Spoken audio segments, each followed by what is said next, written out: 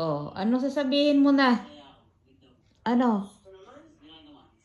Ano? Ano naman kailangan mo sa buhay mo?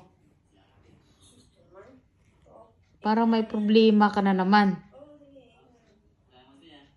Tingnan mo, Floki, antok na antok ka na, oh. Bakit ayaw mo na lang matulog? Gusto mo na naman maglaro? Ha? Diba kumain ka na ng spaghetti tsaka tinapay? Oh. Ano na naman ang gusto mo ngayon mangyari sa buhay mo? Eh sabi nga ni tatay mo maghanap ka ng trabaho. Diba? Kayo ni Hercules, dalawa kayo. Ang gusto mo maglalaro.